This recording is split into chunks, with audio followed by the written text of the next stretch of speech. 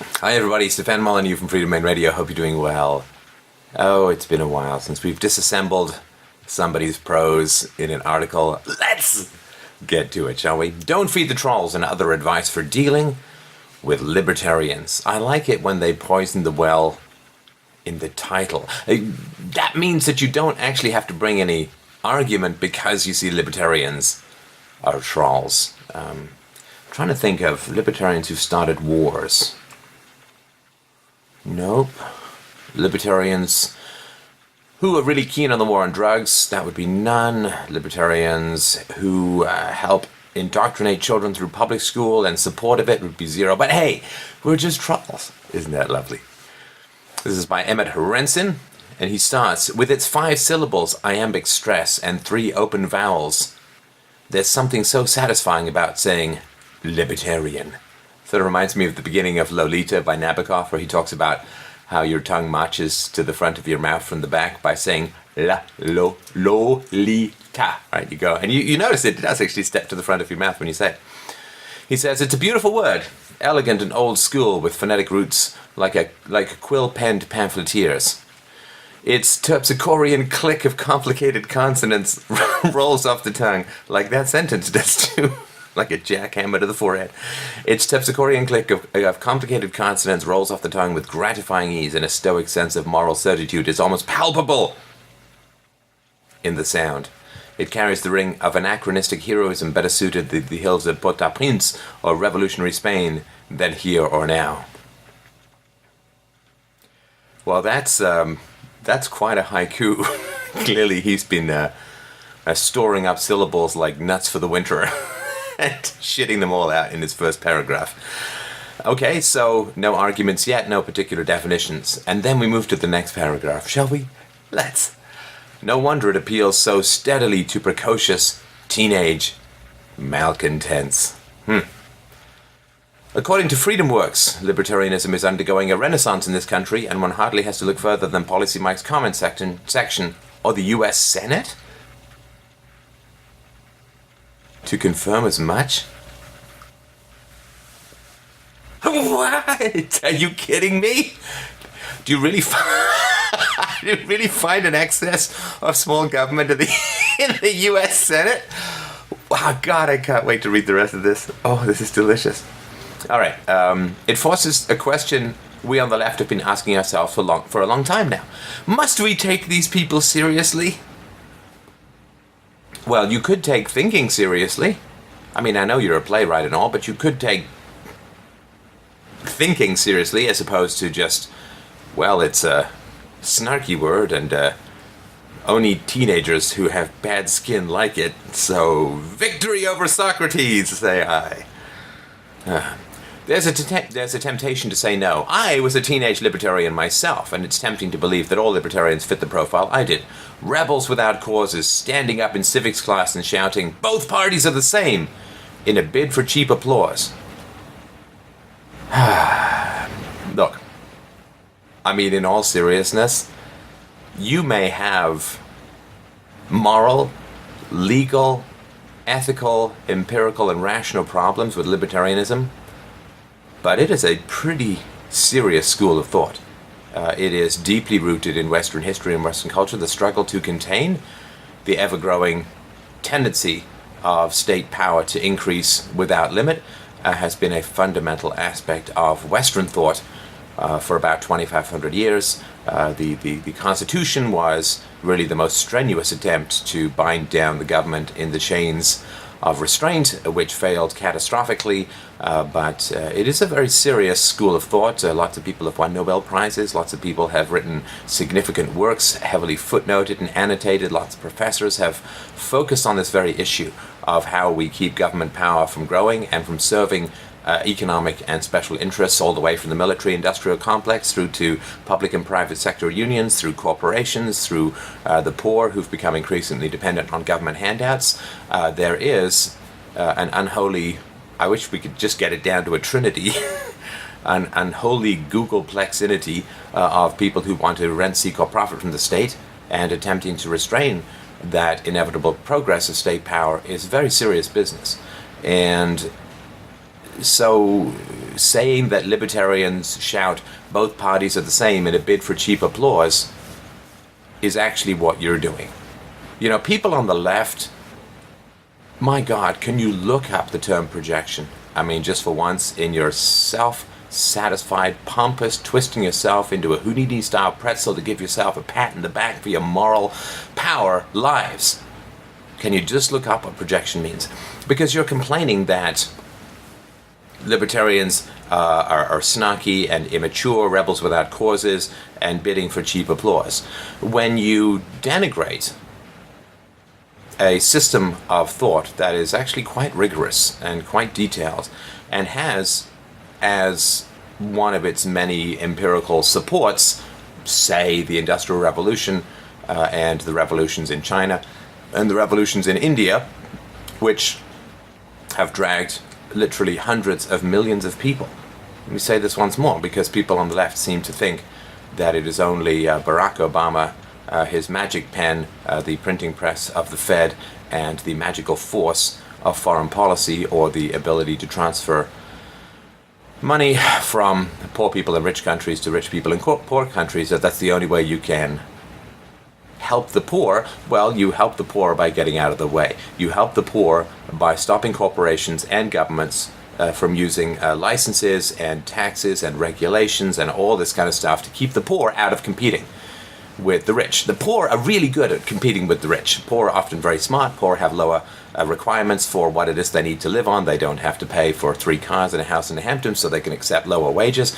The poor will almost always overturn the rich within a generation or two, which is why there of the Fortune 500 companies that around 100 years ago, about 5 of them are left, because there's this churning, the creative destruction. The poor always want to overturn the rich. And what do the rich do? The rich use the government to keep the poor down. The rich use the government to miseducate the poor through public schools. The rich use the government to laden the poor down with regulations to the point where you need a goddamn license to braid people's hair.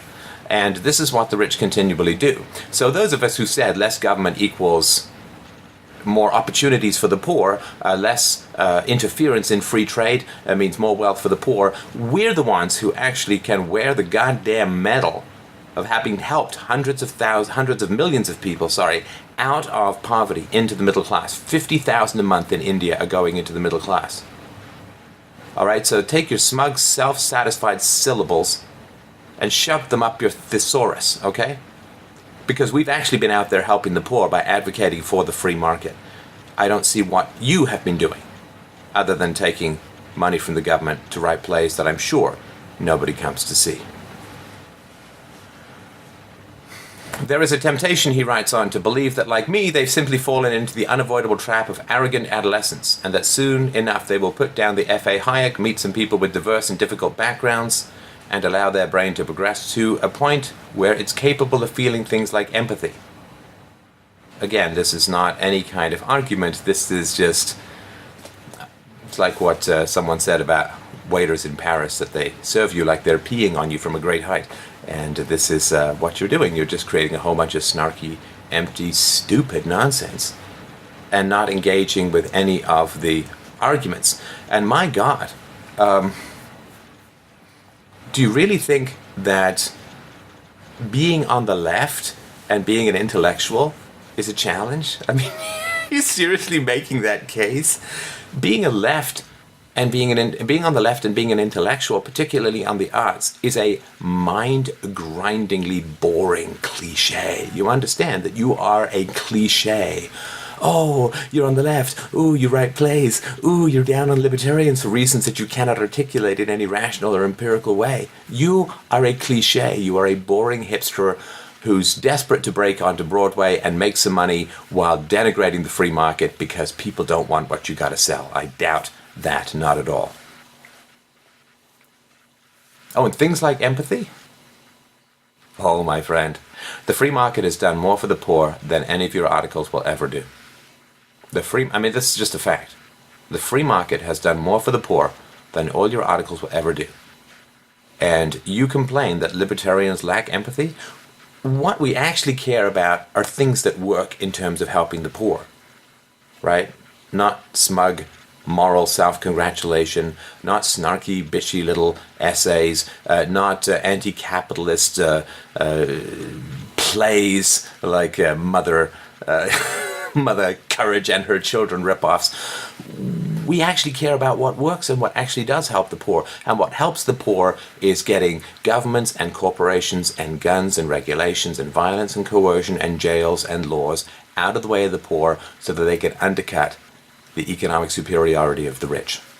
That actually is having empathy for the poor, not paternalism towards the poor. See, on the left, you all want to just pass laws and give money to the poor. This is very paternalistic. We don't view the poor as children. We view the poor as perfectly competent to pursue whatever lives they want as long as people get out of their goddamn way and let them trade and compete freely and openly. It's tempting to believe, he writes, that libertarianism is just a phase for bored suburban white kids, a philosophy that's discarded with adulthood as readily as those boots from Hot Topic. Yeah, I mean, I grew up in Canada. You wouldn't believe how many, Canadians are libertarians. I mean, it was totally hip. I mean, I did it just to fit in with the cool kids. It wasn't because I could not argue against the moral and empirical and rational evidence for the consistency and virtue of the non-aggression principle and a respect for property rights. It's not because I listened to my goddamn kindergarten teacher and took seriously when she said, don't use force to get what you want and don't take things that aren't yours. It's just all about conformity for libertarians. To be on the left and to be an artist, a left-wing artist, my goodness. I mean, whatever next? A left-wing artist, that's not conforming at all. Like being in Hollywood or being in the media and being on the left and voting Democrat and being a big fan of Barack Obama, that's rebellion, dude. Kudos to you. I just went into libertarianism so I could fit in with all the cool kids up here in Canada, which, as you know, I mean, you can't turn around in a mall without stumbling over a libertarian, particularly when I went to graduate school. Man, oh man, I really pity the people on the left. Like the people who were fans of socialized medicine in Canada.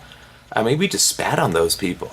I mean, as you know, everyone in Canada hates socialism. So it was just mindless conformity for me. And it's really great that non-conformists like lefty playwrights can really call us out on that. Thank you. But giving into that temptation would be a mistake. Must we take these people seriously? The short, maddening answer is yes. The new libertarians aren't just trolling message boards and study hall. They're adults. They rally, they blog, they cast votes. Most important, they invest hordes of time and money in their cause. From money bombs for fringe political candidates to building a billion-dollar media empire out of outlets like The Blaze, InfoWars, The Daily Poll, and The Cato Journal. As much as it strains credulity to realize it, Reason magazine is written by grown-ups. My God, are you like a 12-year-old girl? As much as it strains credibility. I mean, seriously, you've not actually advanced any argument at all. Like, a sneer is not a frown. You understand? Rolling your eyes is not an argument. I mean, this may work in whatever Girl Guides of intellectual underachievement hangout you're currently at. But snarkiness is not an argument. The fact that you don't know that is kind of chilling. It's really kind of chilling. What this means is that all you do is you hang around with people who agree with you all the time. And there's nothing more deleterious to the growth of your rational capacities than hanging around people who you agree with all the time. Where you say, libertarians, and everyone's like, oh, libertarians, can you believe it? I mean, some people, they get their little Ayn Rand book and they go on this little rampage, these rich kids from the suburbs talking all about the working class. I mean, the one thing that's great about libertarians is they're almost always around people who disagree with them, which means they get better, they get sharper, they get faster, right? I mean, if you want to become a good boxer, go into the ring with people who are better than you, and faster than you, and meaner than you. And I can absolutely guarantee you that this is written not to change anyone's mind, but to reinforce the prejudices of people who already believe what you believe. Because all you have to do is make these snarky comments and everyone, agrees with you? I mean, that's retarded. Hang around some people who disagree with you. Get into debates with smart people who disagree with you. Hell, call into my show. I run a call-in show Wednesday nights, 8 p.m. to 11 p.m. usually. Sunday mornings, 10 a.m. to 1 p.m. usually. I got hours. You can email operations@freedomainradio.com. Call in. Have a debate with somebody who really disagrees with you and knows what they're doing. That is how you get better at thinking, not rolling your eyes and having other non-minded people roll their eyes along with you. That's lemmingness, not human thinkingness.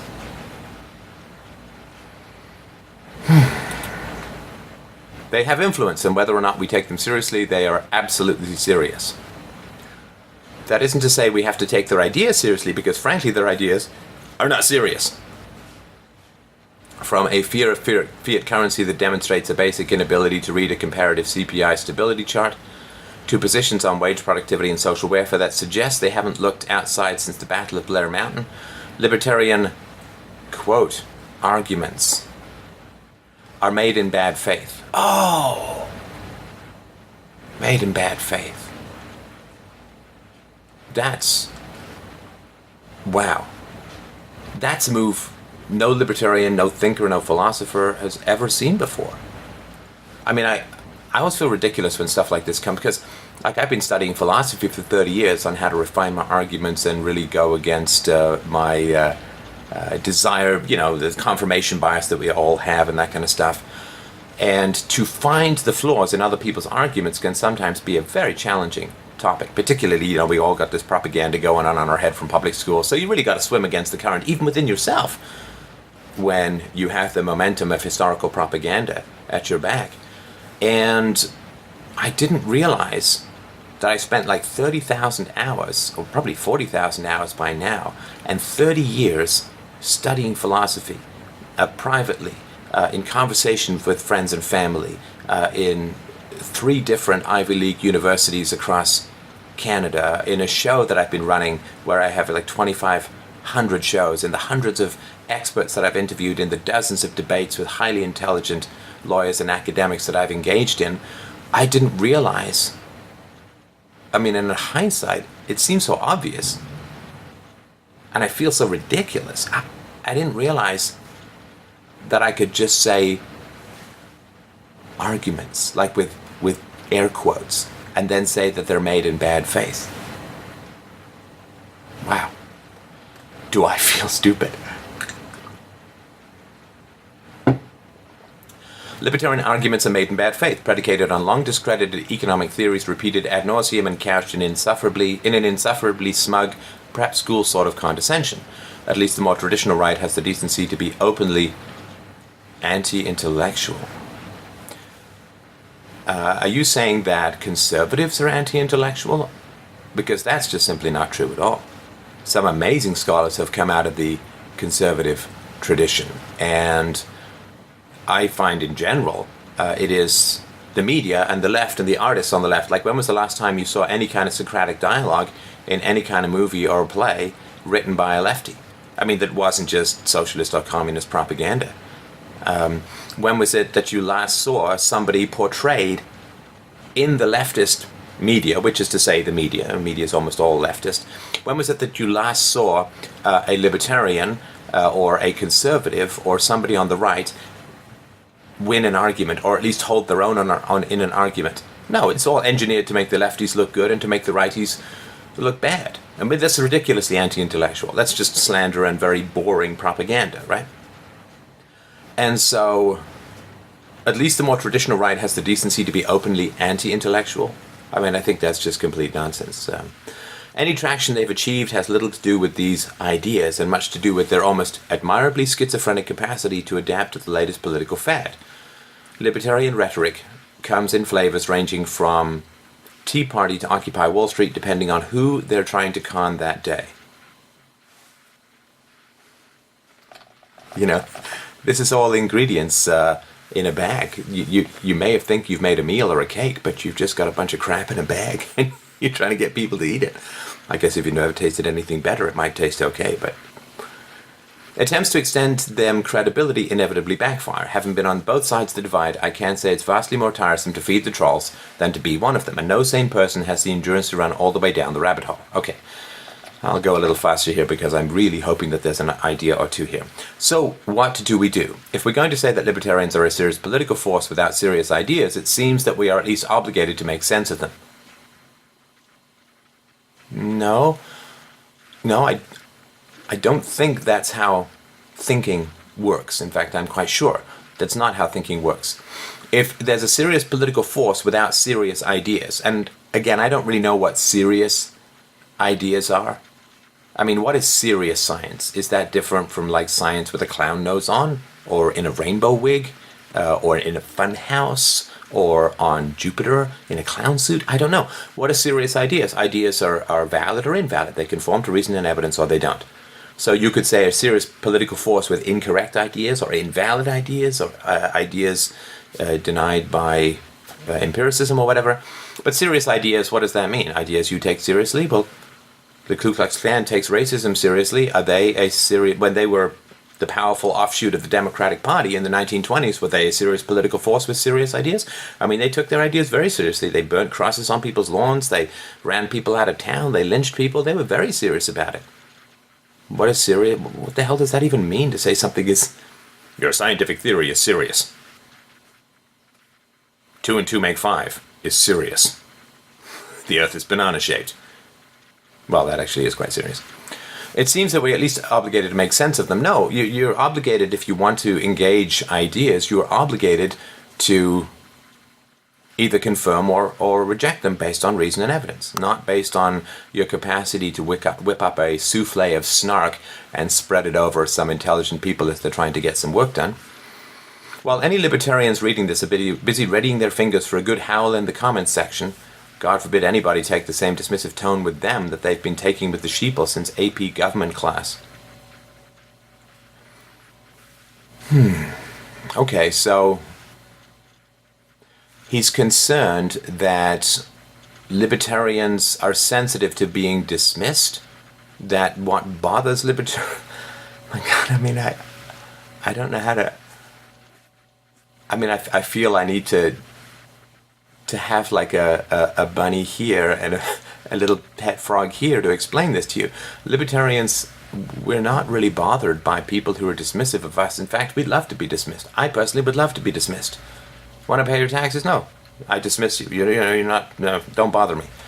The problem is that people on the left and statists, people who want the government to do stuff, want the government to pick up guns, point them at people's fucking necks, and pull the trigger if they don't comply. The law is an opinion with a gun. Statism is violence. The left worships the power of the state to socially engineer, to achieve what they consider, what you, my friend, consider to be the good. The libertarian position is, listen, put down the gun, then we can talk. It's not so much that libertarians are sensitive to what you call dismissive tones. We're kind of sensitive to having to follow the deranged global central planning consciences of irrational people at gunpoint. It's really the guns that are the problem with the state. That's what makes welfare different from charity. It's not that welfare helps the poor and charity helps the poor. That's like saying rape involves a penis and vagina and lovemaking involves a penis and vagina. It's true they usually do, but the rape part usually involves a knife to the throat or a gun to the head. It's the knife and the gun that really is the problem. It's not a goddamn dismissive tone that is the problem. It's the fact that peaceful people who have earned their money and wish to spend it on charity, on their children, on building a house, on buying paint supplies, are not allowed to do it. They must hand over their money to the government, and if they don't, the government will come to their house, and if they resist the government coming to their house, they will be shot down like dogs in the street, which have foam on their mouths. So, I don't know about the dismissive tone is not really what libertarians are bothered by. I'd like to offer an explanation, he says, to my fellow leftists, beginning with a clear picture of who these people are. They're a homogenous bunch. In Florida, for example, data from the Secretary of State suggests that libertarians are overwhelmingly young, white, male, and reasonably affluent. Young Republicans, essentially, except for their rejection of pastoral Christianity and jingoism. pastoral Christianity. So are you saying all libertarians are atheists? That's not even remotely correct. I mean, there's a massive fundamentalist Christian power and influence in libertarianism. You may, get some hint of that by noticing that a few of the people that you've quoted as centerpieces of libertarianism, you quoted InfoWars, Alex Jones is a religious. Ron Paul, who you mentioned, is also religious. So the idea that they are that libertarians reject Christianity is ridiculous. Anyway, there's an irony in that. Here we have a group of young people high on Austrian economics whose grandparents went to college on the GI Bill, whose parents attended accredited public universities and became professionals, and who consequently were able to grow up in leafy cul-de-sacs and Frank Capra neighborhoods with highways and power lines and fire departments. Okay, so the GI Bill, for those who don't know, when you were drafted to go into war in Europe after the president basically promised, as he did in the First World War, to keep America out of the endless European conflicts that had consumed the continent for the last 2,000 odd years. When you were dragged off in America to serve for years in the armed forces, when you got home, there was a GI Bill that allowed you to go to college. And I don't know how it's really possible in any sane, thinking, rational universe to conceivably imagine that the GI Bill was the government being really nice and generous. Because, I don't know, again, I feel like I have to get some friendly-looking, cute and plumpy hand puppets to explain this to you, but generally people who are, nice to you don't say, come and shoot other people or we'll shoot you. That's not, the United Way doesn't have, we're going to draft people to go and fight in Somalia or we'll shoot them, because that's what the draft is. You go and you shoot whoever the government tells you to shoot, or do something along those lines. You're ripped out of your civilian life, you're shipped overseas, you're given bad food, no sleep, and you're told to shoot people generally. And if you resist that and they catch you and you resist being caught, they will shoot you down. So if you had the choice, if you want to talk about empathy, let's talk about empathy. If you had the choice, my friend, to not go to war for, say, 3 or 4 years, and at the same time as not going to war for 3 or 4 years, you weren't given some subsidies to go to school, would you think that would be an okay deal? If you were, say, married and had children, would you say, I think I can pay for my own college, or maybe even go without, or maybe even I just work a couple of night jobs like I did when I was in college, so that I don't get dragged away from my home and my family and possibly my children for a couple of years and maybe get my head blown off. See, the GI Bill was like the Band-Aid on the sucking chest wound of, sorry, we drafted your asses for a couple of years to go and fight Nazis. And the Japanese, was it a whole lot of fun out there in Iwo Jima? I really don't think so. So, they would rather have stayed home. And they would have made a whole lot more money staying home than they would have going off on this war and then getting the GI Bill. It is not an act of kindness on the part of the government to throw you a few bucks into the grave after they shipped you overseas. Highways and power lines and fire departments. Well, and this is the old problem that people on the left make, they mistake society with the state. It's like the government builds roads, and if the government didn't build roads, we'd all just pitch into these massive Mariana trenches and go bursting into flames, impaled upon Beelzebub's pitchfork, because there's just no conceivable way that humans could ever conceivably understand how to do something as unbelievably difficult as put sand and tarmac on flat ground without the government. And my God, do you know, without the government, human beings have absolutely no idea how to put water on flames. Like, we'd just throw cats at the fire. We'd dip the cats in gasoline, we'd throw them at the fire if there wasn't the government there with hoses. The hoses that were invented by the free market driven there by trucks that were invented by the free market, paid for by taxes ripped from people in the free market by gunpoint, I think that you may want to revise your estimate of the intelligence of the species. We can kind of get things done without having guns to our head. I'm fairly sure nobody put a gun to your head to write the article. That's kind of how roads get built, without guns to people's heads. Now they have reaped the benefits of the largest and fastest middle-class expansion in human history, largely thanks to the legacy of the welfare state.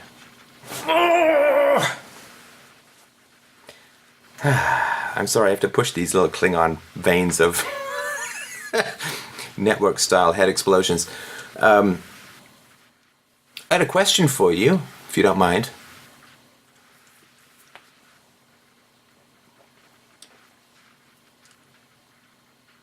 If the middle class expanded so nicely because of all of this government stuff, why do you think America has about $100 trillion in unfunded liabilities? Why is there a $17 trillion national debt if there was this government power that caused people to become so wealthy and it was all just so wonderful and nice? Why is there a massive debt? Why are there 750 military bases overseas?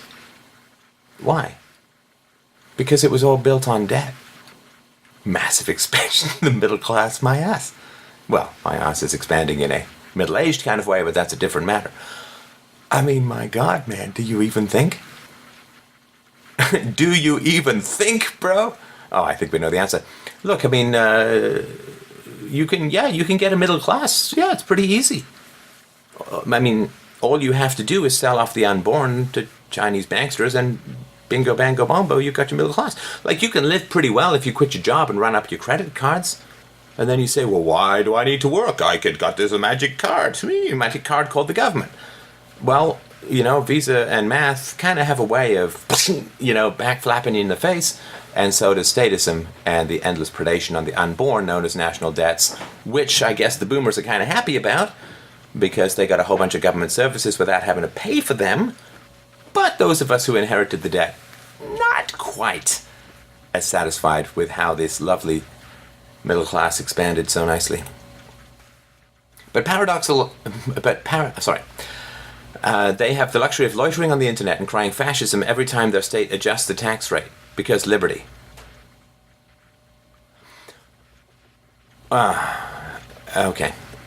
Okay, so you've never heard of the NSA, you've never heard of national debts, you've never heard of the military-industrial complex, you've never heard of the war on drugs, you've never heard of cop brutality, you've never heard of the fact that you're 7 times more likely to be killed by American policemen than you are by a foreign terrorist.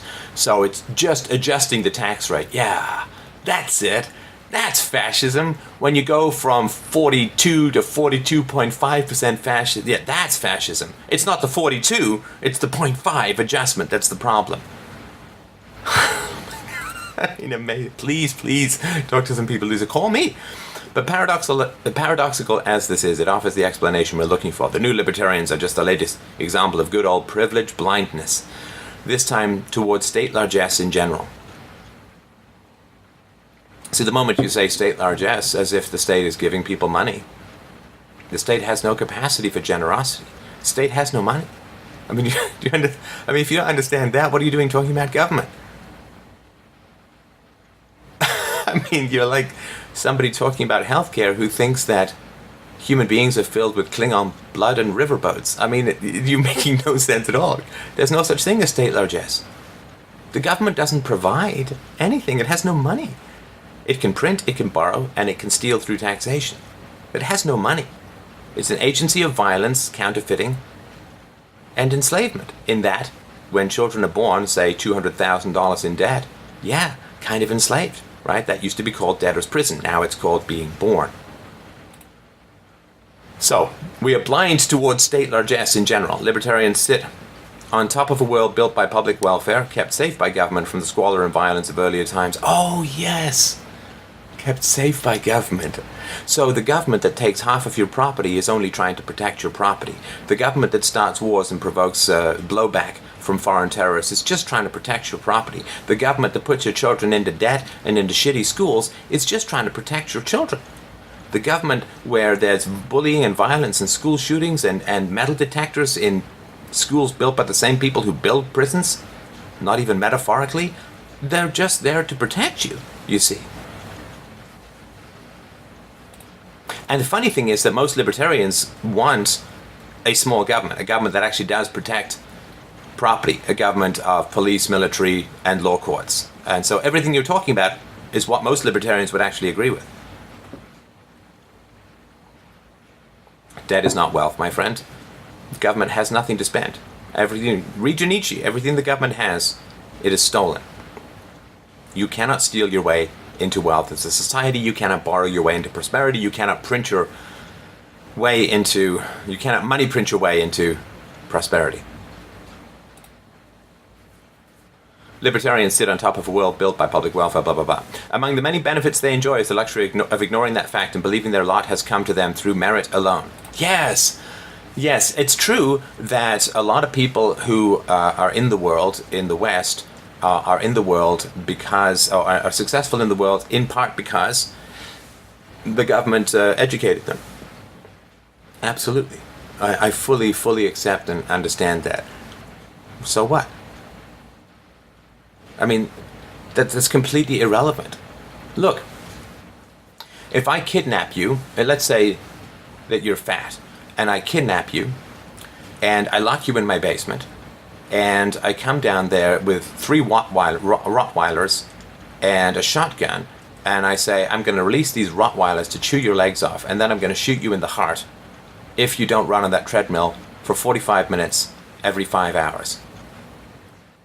Oh, and here's your 1,200 or 1,300 calorie a day diet. And then, after a month of this, you've lost, I don't know, 50 pounds, whatever it's going to be, 75 pounds. And then I release you out on the street, and then you press charges against me for kidnapping you and threatening you and forcing you to exercise and restricting your diet. Am I then to say, you ungrateful bastard? Do you know how fat you'd be if I hadn't intervened? Children are forced into public schools, for the most part. The parents are certainly forced to pay, even if they don't have any children, even if they're not parents, even if they're infertile, they're forced to pay. And the quality of government education is absolutely abysmal. Absolutely abysmal.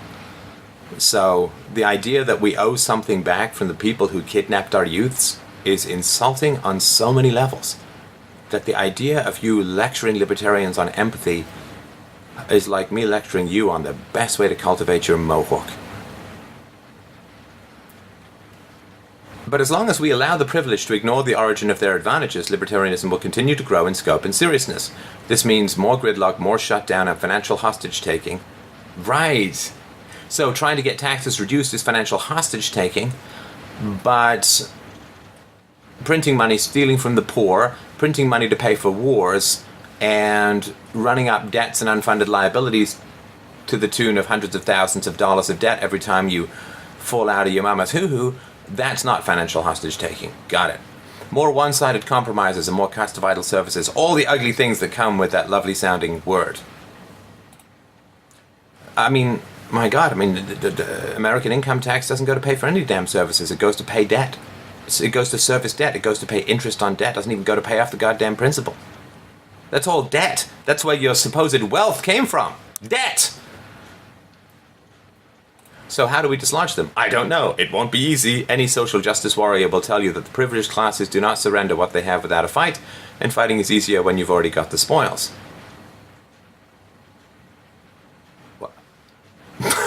Are you saying libertarians have won? Like, we just have these amazing cloud cities of virtually no taxation? The income tax, oh my God, I should have checked the paper today. I feel like an idiot.